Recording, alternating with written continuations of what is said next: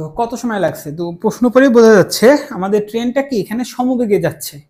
তো সমবেগে যদি যায় তাহলে আমাদের সূত্র S is equals to v into T. But এখানে একটা জিনিস একটু বোঝো কিনা একটু দেখো তো। এই ধরো আমাদের ব্রিজটার একটা প্রান্ত শুরু, এই হলো আমাদের একটা প্রান্ত শেষ।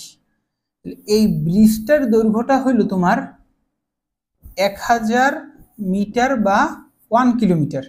ওকে, তাইলে মনে করো ট্রেনটা এইখানে আছে যখন ব্রিজটা অতিক্রম হওয়া যা শুরু হবে। তো ট্রেনটার দৈর্ঘ্যটাকে আমাকে বলছে যে 100 মিটার। ওকে, ট্রেনটাকে বলছে আমাদের 100 মিটার। এখন ট্রেনটা যখন এইখানে আসছে তখন কি সে ব্রিজটাকে অতিক্রম কি করছে ভাইয়া? তখন কিন্তু ব্রিজটাকে সে অতিক্রম করে নাই। ব্রিজটাকে অতিক্রম করবে কখন? যখন তার শেষ পয়েন্টটা, ট্রেনটার শেষ পয়েন্টটা ব্রিজটার শেষ পয়েন্টটাকে মিট করবে। মানে ট্রেনটা যখন এই পজিশনে থাকবে এরকম, মানে ট্রেনটার শেষ পয়েন্টটা ব্রিজের শেষ পয়েন্টে থাকবে, তখনই তো বলা যাবে যে ব্রিজটাকে অতিক্রম করছে, নাইলে তো ব্রিজের মধ্যে আছে এখনো ট্রেনটা। তার মানে ট্রেনটার জন্য সরণ কতটুকু হয়েছে একটু দেখো। ট্রেনটার মাথাটা এইখান থেকে, ট্রেনটার মাথাটা যখন এইখানে যাবে তখনই কি বলতে পারবো আমরা ব্রিজটাকে অতিক্রম করছে। ঠিক আছে, ট্রেনটার মাথাটা আমি আরেকবার বলি, ট্রেনটার মাথাটা যখন ব্রিজের শুরু থেকে, ট্রেনটার মাথাটা যখন ব্রিজের এই পয়েন্টটাতে যাবে তখনই আমরা বলতে পারবো ব্রিজটাকে অতিক্রম করছে। আমি একটু লিখি, এইটা এই পয়েন্টটাকে ধরলাম এ, এই পয়েন্টটাকে ধরলাম বি, ব্রিজের দুইটা প্রান্তকে এ আর বি ধরলাম, আর এই পয়েন্টটাকে সি ধরলাম। যখন আমাদের ট্রেনটার মাথাটা এ পয়েন্ট থেকে সি পয়েন্টে যাবে তখনই আমরা ধরবো যে ব্রিজ অতিক্রম করছে, অতিক্রম। ওকে, তাইলে s is equals to v into t. Okay, তাহলে এখানে আমরা এস কত বসাবো? এ পয়েন্ট থেকে যদি সি পয়েন্টে যায় তাহলে কত? 1000 যোগ 100, তার মানে এস এর মানটা হলো আমাদের 1100। ভি এর মানটা কত? 45 কিলোমিটার পার আওয়ার, তার মানে ভি হবে 45 into 10 cube divided by 3600 into আমাদের টি। তো এইখান থেকে আমাদের টি এর মানটা বের করলেই হয়ে যাবে। 1100 কেন বসাইছি আই গেস বুঝছো, কেন কি এ পয়েন্ট থেকে সি পয়েন্টে, ট্রেনের মাথাটা এ পয়েন্ট থেকে সি পয়েন্টে যদি যায় তাইলেই আমরা বলতে পারবো যে ব্রিজটাকে সে অতিক্রম করছে। তাহলে এখান থেকে যদি আমি টি বের করি, আমি একটু ক্যালকুলেশনটা একটু ফ্রেশ ভাবে এখানে করি, তাহলে টি আসবে আমাদের কি 1100 ইন্টু 3600 ডিভাইডেড বাই 45। এই 10 কিউব ডিভাইডেড বাই 3600 কেন করছি এটা তো আমার এক্সপ্লেন করার দরকার নেই, কিলোমিটার পার আওয়ারকে মিটার পার সেকেন্ডে নিছি তাই আমরা ওইটা করছি। ওকে, তার সাথে একটা গুণ আসবে 10 কিউব। ওকে, আমরা একটু কাটাকাটি করি, এই দুইটা শূন্য আর 3600 একটা শূন্য, এই সবগুলা শূন্য কাটাকাটি গেল 10 কিউব দ্বারা। আর 45কে যদি আমি 5 দ্বারা কাটি, 5 নং 45, আর 360কে যদি আমি 5 দ্বারা কাটি তাহলে কি হবে? 5 7 35, 1 আর 2 মানে 72। ওকে, তাহলে আমরা কি পাইলাম? 11 ইন্টু 72 ডিভাইডেড বাই 9। আমাদের ultimately 11 into 72 divided by 9। Okay, তাহলে এখান থেকে আমি যেটা করলাম, 9 রে আমি 10 বানাই, 9 রে আমি 10 বানাইলাম, 11 রেও আমি 10 বানাইলাম, তাহলে 10 আর 10 কাটাকাটি গেল, আমাদের অ্যান্সার আসলো 72, অ্যাপ্রক্সিমেটলি 72। তাহলে 72-এর কাছাকাছি কে আছে আমরা একটু দেখি। তাহলে দেখো 24 সেকেন্ড 72-এর চেয়ে অনেক দূরে, বাদ। 80 সেকেন্ড 72 থেকে 80 ডিফারেন্স হলো 8, এটাকে রাখলাম। 18 এও বাদ। 88 সেকেন্ড, তো 88 সেকেন্ডের 80 আর 88-এর মধ্যে ডিফারেন্স 8, তাহলে এ আর সি দুইটার যে কোনো একটু হবে। তাহলে আমরা একটু ক্যালকুলেশনটা একটু ভালো মতো করি, কেন কি আমাদের দুইটা মানে অ্যাপ্রক্সিমেটলি কাছাকাছি আসছে। তাহলে আমাদের অ্যাকচুয়ালি ছিল যেটা, সেটা ছিল 11 ইন্টু 72 ডিভাইডেড বাই 9 এটা ছিল না। যেহেতু আমাদের এটা কেন করতে আসছি, দুইটা অপশন হইলো মানে কন্ট্রাডিক্ট করতেছে, এটা হইতে পারে এটা হইতে পারে, সেটা চেক করার জন্য করতেছি। তাইলে আমরা যেটা করতে পারি,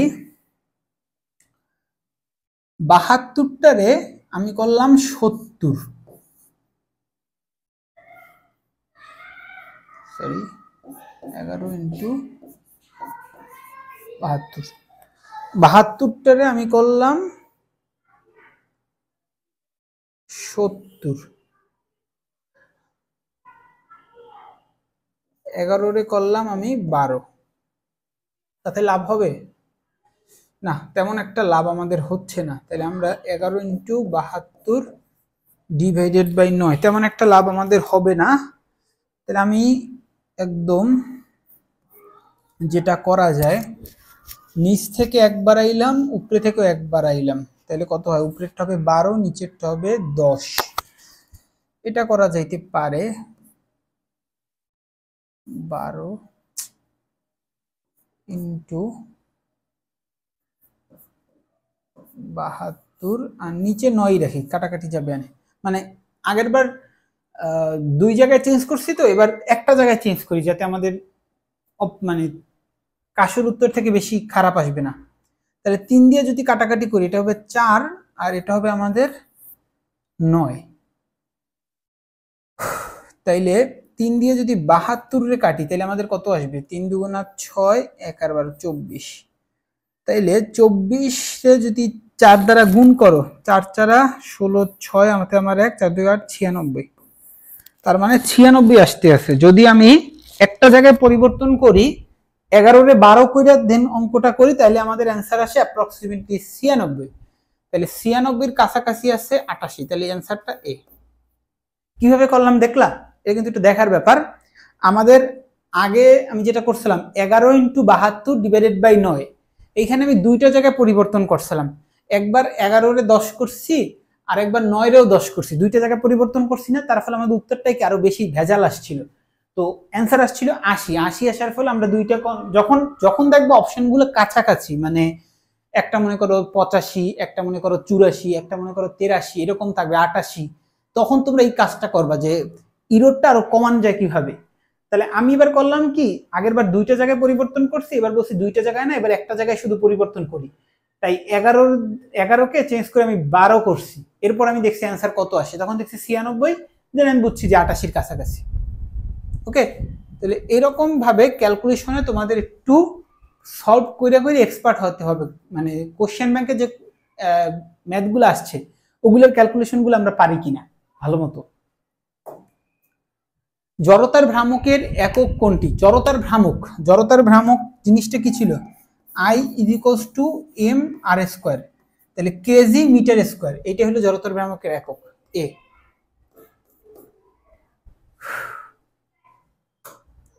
33 50 ওয়াট ক্ষমতা বলতে কি বোঝায়? তো 50 ওয়াট ক্ষমতা বলতে 1 সেকেন্ডে 50 জুল কাজ করে, সেটা বোঝায়। তাহলে এটা হলো 1 সেকেন্ডে 50 জুল, ডি। এগুলো আই গেস তোমরা খুব ভালো মতো পারো, আমি এগুলো নিয়ে টাইম লস করতেছি না, অনেকগুলো কোশ্চেন করা লাগবে। তো কোন বস্তুর ভরবেগের পরিবর্তনের হার, তো নিউটনের দ্বিতীয় সূত্র থেকে আমরা জানি ভরবেগের পরিবর্তনের হার দিয়ে আমরা কোন বস্তুর বলটাকে বের করতে পারি। তো প্রযুক্ত বলের সমানুপাতিক, এটা হলো নিউটনের দ্বিতীয় সূত্র। ওকে, তো এরপরের কোশ্চেনটা আমি চলে যাই।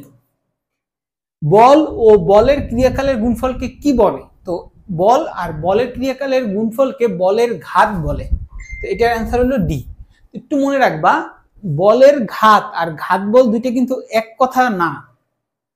ঘাত বল হইল খুব বড় মানের বল, খুব ক্ষুদ্র সময় জুড়ে যদি কোনো বস্তুর উপরে ক্রিয়া করে, ওই বলটাকে বলে ঘাত বল, মানে একটা স্পেশাল টাইপের বল, ওই বলটাকে বলে ঘাত বল। আর বলের ঘাত বলটা কত ইফেক্টিভ বা ঘাত বলের একটা মেজারমেন্ট, এই ঘাত বলটা বেশি তোমার ইফেক্টিভ, সেইটা বুঝে বলের ঘাত ধারা। বুঝছো, দুইটা কাছাকাছি জিনিস একটু কনফিউজিং হয়ে যায়। এই যে কথাটা বলছে, এটা হলো বলের ঘাত, আর ঘাত বলটা কি একটা বল, একটা টাইপের বল। ওকে, তাইলে 34 নিচের কোন কণাটি মধ্যাকর্ষণ বল দ্বারা সবচেয়ে বেশি প্রভাবিত হয়? নিচের কোন কণাটি মধ্যাকর্ষণ বল দ্বারা বেশি প্রভাবিত হয়? তাহলে মধ্যাকর্ষণ বল দ্বারা বেশি প্রভাবিত হবে কারা? যাদের ভর যত বেশি সেটা কি মধ্যাকর্ষণ বল দ্বারা বেশি প্রভাবিত হবে না? মধ্যাকর্ষণ বলটার মান কত? W = m × g। তাহলে যার m এর মান বড় তার ডাব্লুটাও বেশি। তাহলে এইখানে আমরা দেখি কোনটার ভর বেশি। এক নাম্বার ফোটন। ফোটনের তো অ্যাকচুয়ালি স্থির অবস্থা কোনো ভরই নেই, অ্যাকচুয়ালি জিরো ধরা হয়, গতিশীল হলে কিছু ভর আছে। ইলেকট্রনের ভরটা ফোটনের চাইতে বেশি, বাট প্রোটনের চাইতে তো আমরা জানি ইলেকট্রন খুবই ক্ষুদ্র। আবার নিউটন আর প্রোটন এদের ভরটা না অ্যাপ্রক্সিমেটলি কাছাকাছি, বাট তুমি যদি খুব ক্ষুদ্র ডিজিটে দেখো তাইলে কিছু ডিফারেন্স পাবা। তো ওইখানে প্রোটনের ভরটাই বেশি থাকে, ঠিক আছে? তো অ্যান্সার হলো আমাদের প্রোটন। বুঝতে পারছি ভর বেশি প্রোটনের। তাই মিটার রুলের পরিমাপের সূক্ষ্মতার মান কত? তাহলে একটা মিটার স্কেল দিয়ে তুমি সবচেয়ে ক্ষুদ্র কত মাপতে পারবা? 1 মিলিমিটার মাপতে পারবা না। একটা মিটার স্কেলে 1 মিটারের যে একটা স্কেল ওইটাই হলো 1 মিটার স্কেল। তো 1 মিটার স্কেল দিয়ে সবচেয়ে ক্ষুদ্রতম যে মানটা মাপতে পারবা সেটাই হলো সূক্ষ্মতম একক পরিমাপের। তাহলে সেইটা হলো 1 মিলিমিটার। অ্যান্সার হলো ডি। এগুলোর জন্য এক্সট্রা তেমন কিছু পড়া লাগবে না, যেগুলো আসছে সেগুলো একটু সলভ করলেই হবে। রাস্কার ব্যাংকিং নিচের কোন বলকে বৃদ্ধি করে? যেটা হলো আমাদের কেন্দ্রমুখী বল। ব্যাংকিং কিছু থাকলেই চোখ বন্ধ করে কেন্দ্রমুখী বল দেখাবা, কেন্দ্র বিমুখী বল টল এগুলো সব মাথা দিয়ে ডিলিট, কেন্দ্রমুখী বল। আর এই রিলেটেড এক্সট্রা কি পড়বো? এই রিলেটেড এক্সট্রা আপাতত কিছু পড়ার দরকার নেই। 39 নিচের কোনটি ভেক্টর রাশি? তাহলে আমরা আসি, এরকম টাইপের অঙ্ক আগেও, এরকম টাইপের কোশ্চেন আমরা আগেও করছি। এক নাম্বার কাজ বা শক্তি, আমি বলছিলাম যে কাজ বা শক্তি স্কেলার রাশি আর বিভবটা স্কেলার রাশি। এক নাম্বার বাদ, শক্তিটাও বাদ, কাজ আর শক্তি একই জিনিস। ইলেকট্রিক ফিল্ড ভেক্টর রাশি। ইলেকট্রিক কারেন্ট, ও আচ্ছা ওইখানে আমি একটা জিনিস বলতে ভুলে গেছিলাম, কারেন্ট জিনিসটাও কিন্তু ওয়ান কাইন্ড অফ স্কেলার। তো এটাকে একদম স্কেলার না বলে অনেক সময় এটাকে টেনসর রাশি বলে। গুগলের একটা চিপসেট নাম শুনছে না, টেনসর? তো কারেন্ট জিনিসটা কিন্তু টেনসর রাশি বা ওয়ান কাইন্ড অফ স্কেলার রাশি, টেনসর রাশিটা।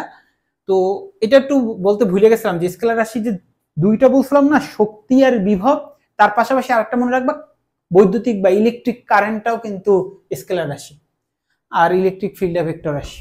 অ্যান্সার হবে ডি। 40 নিচের কোনটি 1 হর্স পাওয়ারের সমান? তো 1 হর্স পাওয়ারের, এটা তো আমি আগেও বলছি যে 1 HP = 746 ওয়াট। ল্যাম্বরগিনি নতুন একটা গাড়ির ইভেন্ট হয়েছে, ওইটাতে একটু দেখো হর্স পাওয়ার কত। অনেক বেশি ছিল, তবে এই বুগাট্টির চেয়ে কম, বুগাট্টি থেকে অতিক্রম করতে পারেন এখনো আপাতত। আমার যতটা জানা বুগাট্টির হর্স পাওয়ারই বেশি সবচেয়ে এখনো। কাজের মান সর্বোচ্চ হতে হলে বল ও সরণের মধ্যবর্তী কোণ কত হতে হবে? তো এটা আমরা জানি W = F.S, মানে Fs cos θ। তাহলে থিটার মান 0 হলে কাজের মানটা সবচেয়ে বেশি হবে। তাহলে অ্যান্সার ডি। এগুলোর জন্য কিছু পড়া লাগবে না, যেগুলোর জন্য এক্সট্রা পড়া লাগবে আমি বলে দেব। কোন বস্তুর ভরবেগ দ্বিগুণ হলে উহার গতিশক্তি কেমন হবে? তাহলে গতিশক্তির সাথে ভরবেগের সম্পর্ক আমরা পাইছিলাম কি? Ek = p² / 2m। তাইলে ভরবেগটা যদি দ্বিগুণ হয় তাহলে ইকের সাথে সম্পর্ক কি? সমানুপাতিক স্কয়ার না? তাহলে ভরবেগ দ্বিগুণ হলে গতিশক্তিটা কি 4 গুণ হবে। Answer C. 40 এটার জন্য এক্সট্রা কিছু লাগবে না। নিচের কোনটি দ্বারা বাতাসের আর্দ্রতা মাপা যায়? তো এই কোশ্চেনটা আগেও কিন্তু আমরা হুবহু পাইছি, সেম কোশ্চেনটাই দিছে, যেটা হইলো হাইগ্রোমিটার।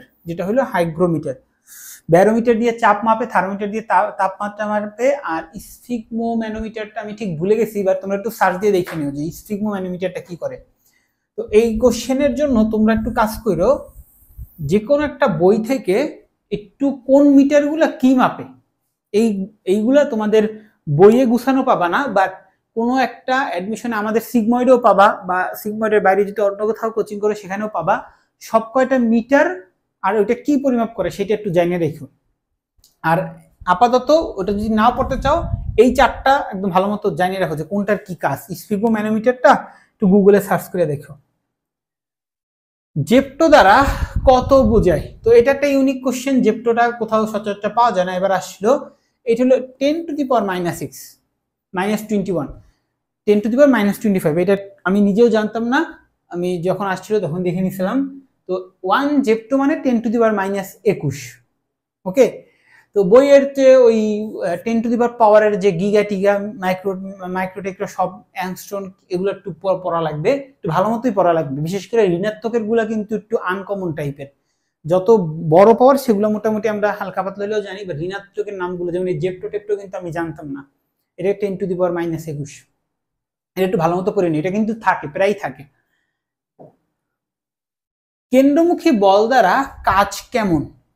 তো আমরা জানি কেন্দ্রমুখী বলটা কাজ করে কিভাবে, আগেও করছে অবশ্য, এটা এক্সপ্লেনেশনের দরকার নাই। কেন্দ্রমুখী বলটা পরিধির সাথে বা স্পর্শক বরাবর, তো স্পর্শক কি আবার ব্যাসার্ধের সাথে কি লম্ব না? তার মানে কাজ যদি বের করো F.S বের করো, তখন তুমি কি পাবা? 90 ডিগ্রি কোণটা পাবা না? তখন তোমাদের অ্যান্সারটা আসবে কি Fs cos 90, তার মানে 0। 46 ত্রিমাত্রিক কোণের একক কি? স্টেরেডিয়ান। আমরা আগেও করছি, ত্রিমাত্রিক কোণের একক স্টেরেডিয়ান। ডিগ্রি হলো দ্বিমাত্রিক কোণ, রেডিয়ান ও দ্বিমাত্রিক কোণ, ক্যান্ডেলা, তড়িৎ তীব্রতা। একটু আগেই আজকের ক্লাসে কিন্তু আমরা এটা করছি, দেখো রিপিট হইতে আছে, এফএমসি তে আসছে। দেখো এফএমসির 21 সালের কোশ্চেনটা মেডিকেলে কিন্তু 22 সালে আসছে। তার মানে বুঝতে পারতেছো কেন আমরা তিনটা জিনিসই তোমাদের করাইতেছি। তোমরা হয়তো বলতে পারতো যে ভাইয়া শুধু মেডিকেলের কোশ্চেনটা করান, আমরা তো মেডিকেলের মানে মেইন টার্গেট। কিন্তু দেখো এএফএমসির কোশ্চেনটা কিন্তু খুব বাইশা পড়ছে। তো তিনটা যখন তুমি করবা, তিনটা কোশ্চেন ব্যাংক ভালো মতো করলে মানে কোনো কিছু বাজার তোমার নাই আর কি, এগুলো থেকে ঘুরে ফেরা কোশ্চেন আসবে। আর ফিজিক্সে তেমন টাইম দেওয়ারও দরকার নেই।